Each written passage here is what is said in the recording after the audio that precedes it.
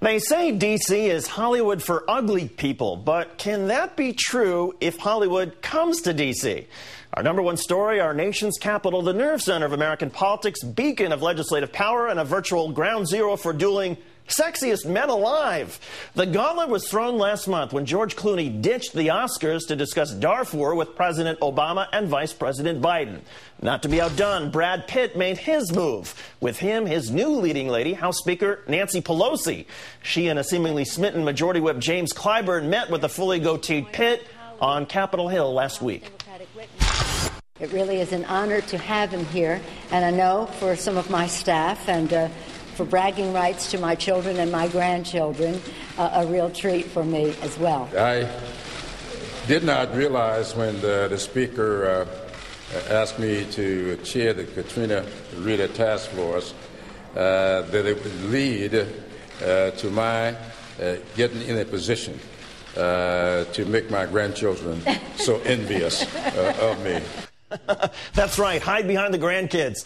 Pitt, pushing his Make It Right campaign for New Orleans, sent the Capitol into a frenzy. Senate Majority Leader Harry Reid, during a photo op with Pitt, joked, "How will people tell us apart?"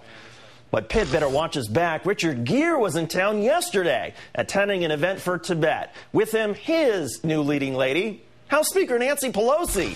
Yes, he crushed the alliance formerly known as Brancy with a single hug. Brad? Brad who? No word on whether or not the Speaker negotiated autographed DVD copies of Nights in Rodanthe for fellow members of Congress. Who could possibly top a Pitt-Gere tag team? Matt Damon, that creepy guy from Twilight? On the Speaker's schedule tomorrow, singer Paul Simon. Joining us now, comedian Christian Finnegan, who will be headlining at the Comics Comedy Club in New York City this Friday and Saturday. Good evening, Christian. Good evening to you, David. Nancy Pelosi has had a star-studded week, and we expect her to do a reverse Schwarzenegger. And after she wraps up her political career, will she build her future in film? Perhaps she can join forces with Gere to star in an officer and a legislator. Right, he sweeps in during a filibuster and sweeps her off her feet. The music starts swirling. I actually don't see Nancy Pelosi as a leading lady. I see her more in the quirky comedic roles. Is it just me, or does Nancy Pelosi give off a serious Julie Haggerty vibe? Like every time I see her, I ask myself, okay, is she really that twitchy and high-strung, or is that shtick? Tomorrow, Speaker Pelosi is supposed to meet with the singer Paul Simon. He has a lot to live up to. What can he do to stand out? What people don't know is that once a year, all the big celebrities have what they call a fantasy spokesperson draft. Obviously, Katrina victims had the top pick. I mean, Brad Pitt's like the LeBron of celebrity spokespersons.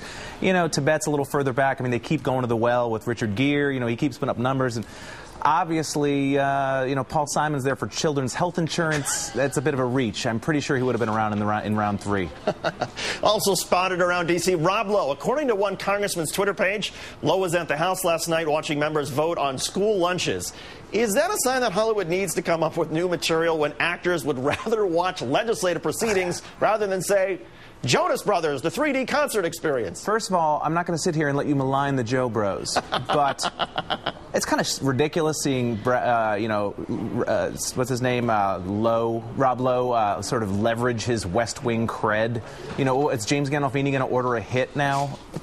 You can see Rob Lowe like sitting in the house, being like, I used to be in a soundstage just like this. Now where's that Steny Hoyer guy with my egg white omelet? There are reports of a Bush administration celebrity back in town. Former White House Press Secretary Dana Perino gave a speech yesterday to the National Apartment Association. She told a political quote, "It was fun to be behind a podium and not feeling like it was going to be beat up." Brad Pitt greeted with paparazzi and gushing members of Congress. Dana Perino happy that she escaped a speech injury free. Does that pretty much sum up the difference between Hollywood and D.C. in a nutshell? Well, that kind of thing happens in Hollywood, too. I mean, sometimes if you play a role effectively enough, you get typecast. I mean, I think you hear James Earl Jones, you automatically think Darth Vader. I'm sure Dana Perino is very talented. I'm sure she's very versatile. But when I see that woman's face, all I can think is, I'm about to hear something evil and or stupid. Comedian Christian Finnegan headlining at the Comics Comedy Club in New York City this Friday and Saturday. Christian, thanks as always. We appreciate it. Bye.